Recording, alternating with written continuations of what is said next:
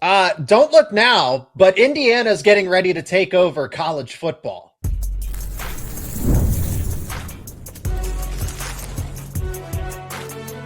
You are Locked On College Crossover, part of the Locked On Podcast Network. Your team every day.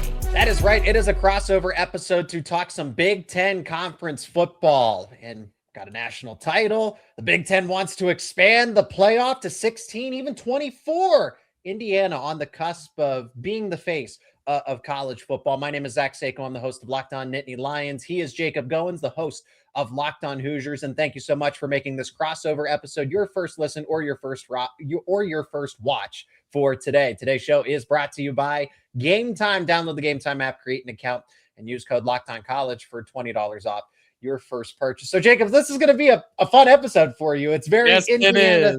Yes, Indiana it is. Centric. We'll preview Indiana, Miami, as I mentioned, but I want to begin, and that's part of the conversation, right? But Indiana's not slowing down. And that's why I'm quick to say that, because you would think, okay, they're going to lose Fernando, Mendoza. They're going to lose a lot of veterans on this team. Curt Cignetti doesn't have James Madison players to take away anymore, to follow him over to Indiana to supplement the depth chart. So surely Indiana's going to take a step back, right? It seems like it's getting started. Yeah, and that's what's so great about it, Zach, is the idea that you can see it from afar a little bit. But for folks like myself and for Indiana fans who watch and listen and cover this team every single day, you can see it being built from the ground up and being built for the long run, right? For the long haul, if you will. This isn't just a team, and I know people like to make jokes of how old they are, but it's really not that dramatic when you look into the roster number for Indiana. They're not just putting together a super team like Texas Tech is for next year, spending $80 million. That's different, yes. And trying to make one big run, one big hurrah, and try to go and win a national championship. Indiana's doing this with guys who played at James Madison with 3 stars, 2 stars, no stars, and now they're building upon that in the high school ranks and in the transfer portal. And so as long as Curt Cignetti is there, I don't care what the rumors say. I don't care what the internet or big talking heads try to point out. He's not leaving, and Indiana will be a competitor for years to come. And tell me who's stopping it. Even if you spend a bunch of money, didn't help Ohio State this year, did it? Michigan's got to find a way to get back in there. Penn State, I know, is going to be in the same boat, but they're starting from ground zero. Indiana is the face of the Big Ten, and they're the face of college football because they're about to win a national championship. They're not going anywhere, and their team might be even better next year than it is right now. So it's exciting to watch, and what's really exciting to think about how long this could go. As long as Curt Cignetti's in Bloomington, the Hoosiers aren't going anywhere. And that's precisely it. You are going from, hey, this team is winning with no 5 stars. These are mostly comprised of, group of 5 players, but they fit in Curt Cignetti's system. So how is this sustainable? Well, it's sustainable when you prove it, right? There was no immediate buy-in with Curt Cignetti, whether that's from the national perspective. You and I were kind of always in lockstep with one another, just conversations beforehand, even before we started doing this Big Ten powwow, was that, hey, Curt Cignetti is one of the best coaches in college football. I can say that with confidence, even after the Notre Dame game. It's like, oh, he got out coached. He's never gonna. No, it happens. That team wasn't built for that moment. But look how quickly the turnaround was. So what impresses me is that Curt Cignetti not only got the buy-in, I mean, he proved it right out of the gate. And then that's when the overflow starts to happen. Okay. So you're seeing somebody like Mark Cuban say, yeah, I want to invest in this program. Yeah. I want to get Indiana to a point where this isn't just a bubble. Yeah. Because I think that was everyone's immediate guess or gut reaction is this is just a bubble. Curt Cignetti can't sustain this. Well, let's give him the resources. Let's give him the leverage to where this can be sustainable, that Texas Tech can't just bully you on the NIL in the NIL sphere, that you don't have to wait every 5 to 10 years for a magical run to happen. Let's make this consistent. It hurts from the Penn State perspective because Penn State hasn't been to a national title in 40 years. And Indiana basically flipped the switch and overnight they're in the national championship. They're most likely going to win and they're going to sustain this success. It's not in a pocket. Jacob, this transfer portal class, why we're having this conversation is I've been texting you. They just don't stop. I think, Josh Hoover. Okay, there's your Fernando Mendoza replacement.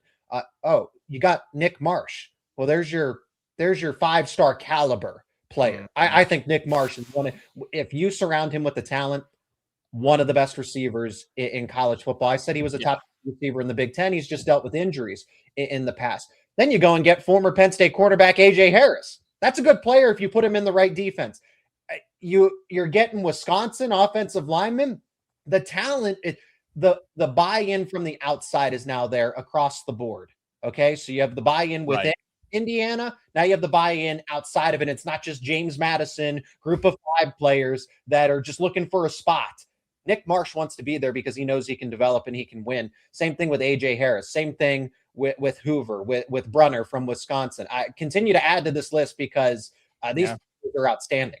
Well, that's what's so scary, right? For college football. And again, that's what gets the Indiana people excited. And somebody like me who hosts a daily show talking about Indiana, and right now we're going about 4 times a day, this is what Indiana's doing with James Madison players, with 2 and 3 stars, 4-star here and there, with guys that were not supposed to be here, guys that were told their entire life, Zach, that they were not good enough to play at this level. Indiana was told they weren't good enough to play at this level. And this is what Curt Cignetti, his coordinators, his staff, and this university are doing with just those types of players who have become great, obviously. But now you're talking about guys who have proven it in high school, guys who have proven it at other P4 schools, and they're all flooding to Bloomington. You've mentioned it, right? The P4 quarterback and receiver and offensive lineman and defensive ends. You got several dudes from Kansas State coming in, guys from Notre Dame coming in. Like, you've got dudes who are going to be on this team. And if Indiana's on the verge of winning a national championship with guys who played in the G5 and below, think about what they're going to do with guys who are P4 good at every single position. That is what's magical about this. And people may have bought in from the outside now for Indiana, but I tell you who doesn't care about that? Indiana. They don't care. You can believe in them or not. That's totally up to you. Curt Cignetti and this staff and this team, they simply don't care. And I'll tell you what, too, you talk about buy-in. It was from day one. It was from day one, from the administration, from Scott Dolson, the athletic director, and everybody at IU. Why? Because Curt Cignetti walked in and demanded it. He demanded respect. He demanded the buy-in. He demanded the resources to be successful. And that is really hard to do. And really hard for a university and an athletics department to say, all right, coach, you're right. We'll give you what you need. And it's worked out in their favor. So great things happening in Bloomington. Hoosiers aren't going anywhere, and they absolutely will be the face of the Big Ten and the face of college football for years to come. The one thing that could derail this as we wrap up segment 1 before we get to the expanded college football playoff. So Indiana will be around regardless now. They've asserted themselves here. It is eventually when Haynes and Shanahan decide to move on. Okay. That at some point, you better stop. You better stop right now, Zach. They're going to want to be head coaches at some point. They're going to want to prove it. Not if we keep giving them raises, man. If we just keep paying them. Look, Brian Haynes making $3 million. Making $3 million. It's the struggle. It's not even about the highest paid coordinator that only gets you so far, because being an understudy to Curt Cignetti, at some point, they're going to, if they don't already, have the desire to prove it on their own scale. Yeah. Yeah. I mean, you got to worry about it, no doubt, but have guys in waiting, have them in waiting. Yeah, no doubt. So Indiana, well, certainly they found something. They took it. They ran with it. Hopefully Penn State can do that with Matt Campbell to offer the Penn State side. That's the idea, right? That's why Franklin got fired, precisely because of this. Indiana did it in 2 years. It's taken Penn State 40 years. And James Franklin had 12 years to try to figure it out, but they always got stopped at the exact same point. So that's why a move was made. Well, the Big Ten wants to expand the college football playoff. You thought you didn't like it at 4 teams. You thought you didn't like it at 12 teams. Well, guess what? You're probably not going to like it at 16 or even 24. And yes, the Big Ten is pushing this, not the SEC. We're going to talk about it next year on this Locked On Crossover. Today's episode of Locked On Hoosiers is brought to you by Game Time. There's nothing like college football season, the tailgates, packed stadiums, and being right there in the middle of it all. The energy, the bands, the moments that you remember forever. But actually getting tickets, it can be pretty frustrating, but not anymore with Game Time because it gives you the advantage back to the fans. It's the easiest way to unlock amazing college football tickets and experiences in just a few taps. So for those of you that are making the trip down to Miami and you haven't bought your tickets yet, you need to check out Game Time. If you're going to wait till right up to kickoff or maybe an hour or so before, you could still get tickets with Game Time. They also have a feature where you can see all the fees and everything included in the price you see, so no surprises at checkout. And it's a pretty big stadium down there in Miami. You can see your view from every single seat in the venue. All of that is why I use Game Time. And you can too if you're going to the national championship game. Take the guesswork out of buying college football tickets with Game Time. Download the Game Time app, create an account, and use the code LOCKEDONCollege for $20 off your first purchase. Terms apply. Again, that's code LOCKEDONCOLLEGE for $20 off. Download the Game Time app today. The Big Ten is getting ready to at least push an expanded playoff. They already have. They're at the negotiation table, and they say, well, it all works out. Of course, the money, getting more automatic qualifiers. This really benefits the Big Ten. It also benefits the SEC. Interestingly enough, though, and Jacob, we can dunk on the SEC in this process too.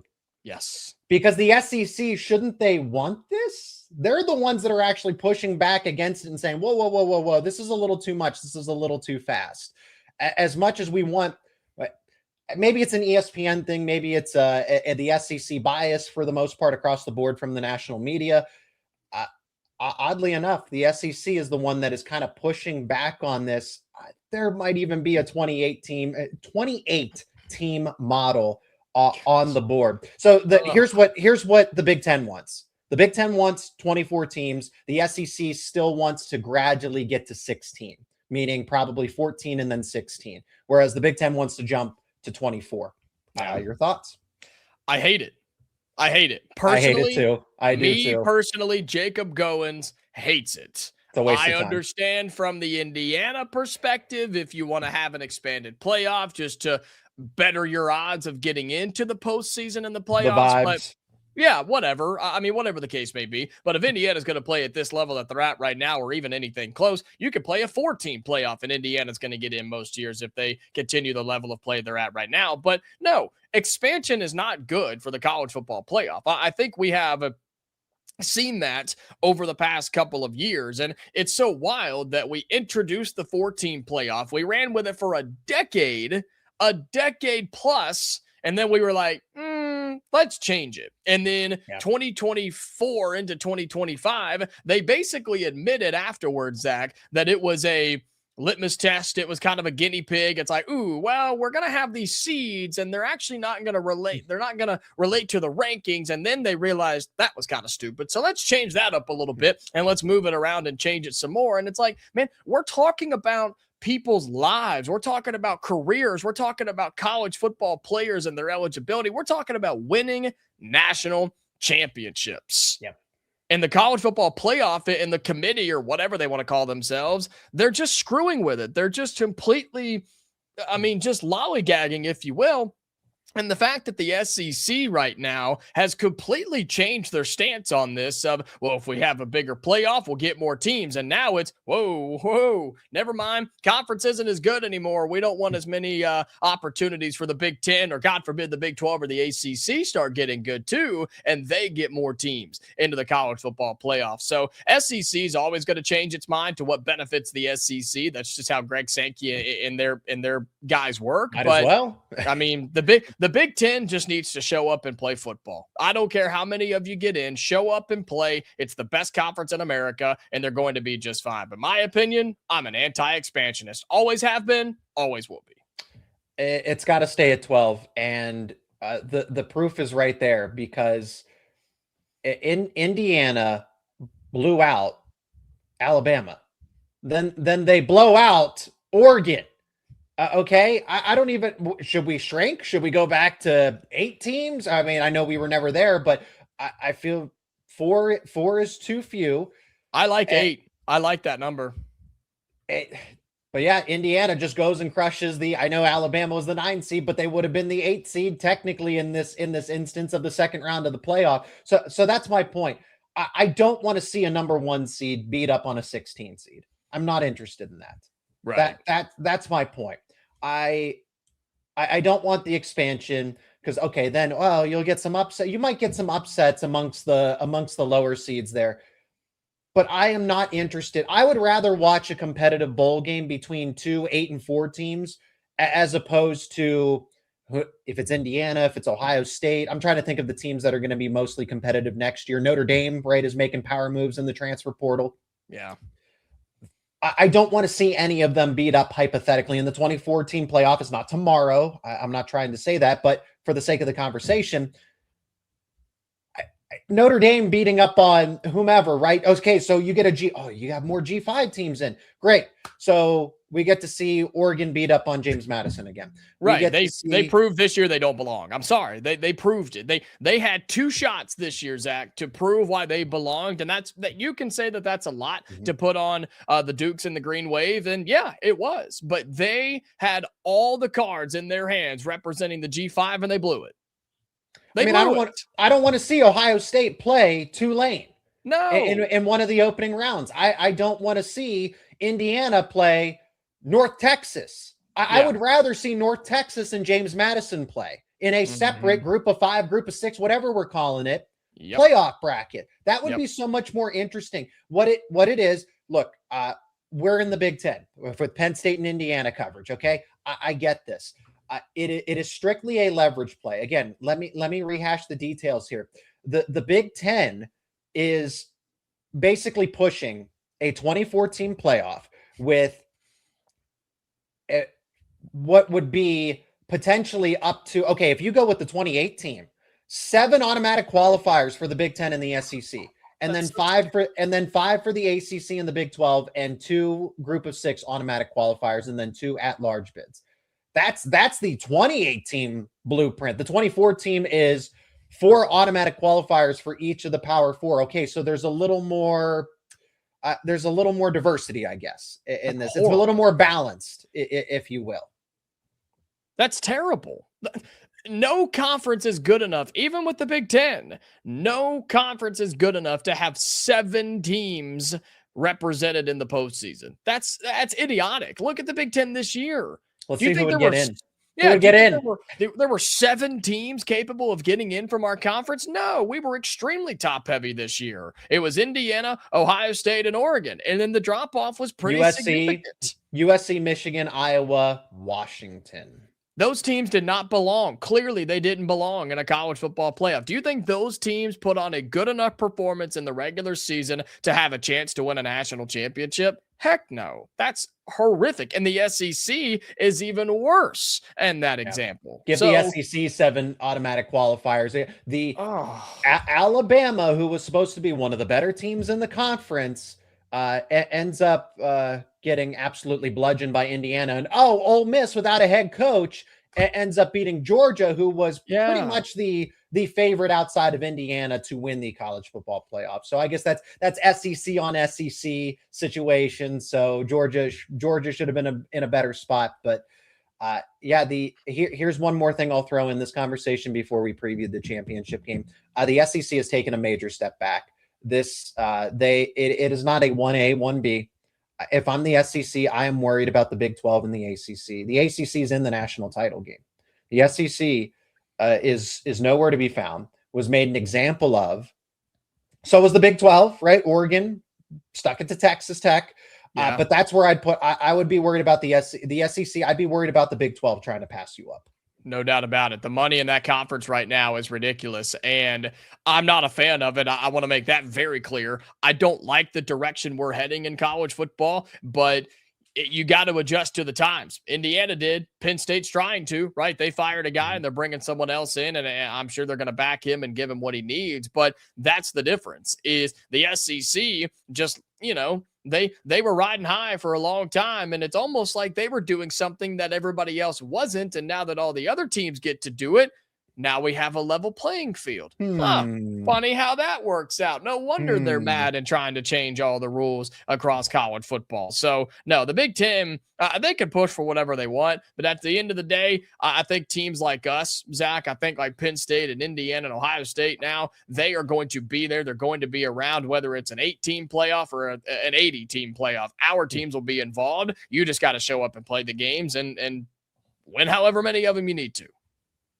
It also compromises the 24-28 team playoff blueprint. Also, basically, that will affect bowl games. That is going to do something drastic to bowl games. So just if you enjoy your bowl games, the Pop-Tarts Bowl, any of them, just know that those might be on the chopping block to make this playoff work. So we can all watch Oregon destroy James Madison again, or Indiana get a chance to prove it against Tulane, right? That's what we all want. No, I'd rather see Tulane play James Madison in a high stakes group of 6 playoff game. But I digress. High stakes. Speaking of high stakes playoff games, Jacob, you got one. Yes. Final one. Yes. The national title, the college football playoff championship. Indiana is a touchdown plus favorite against Miami. Hey, this is a good battle between both sides where there isn't an obvious advantage, but I'm taking the Hoosiers. We're going to talk about it next here on this Locked On Crossover. Final segment to talk Indiana versus Miami of Florida. Who would have thought? Who would have thought we got to this point? But Indiana opened up as a 7.5 point favorite. Now it's starting to push to 8.5 in some places. Total set at 47.5. I like the Hoosiers a ton. I'm not going to try to sugarcoat it. This team, I don't see any weaknesses. Fernando Mendoza is playing like a number 1 overall draft pick. You have a 2-headed monster at running back. All your receivers can get open. Physical in the trenches. Outstanding coaching. I do want to give credit to Miami. Miami has punched well above its weight class. I thought they were a little fraudulent when they lost to Louisville, but they bounced back and they had the fundamentals, the same thing that Indiana does. They're winning in the trenches, right? It's all up front. They fully invested in the offensive line and defensive line. This is going to be the best matchup that Indiana has faced all season because there isn't that clear advantage anymore on the offensive and defensive line. It's going to take more than just coaching in this instance to really separate Indiana from Miami. I'm still expecting a solid win, right? Touchdown, double digits even. But no 30 point, nothing like that.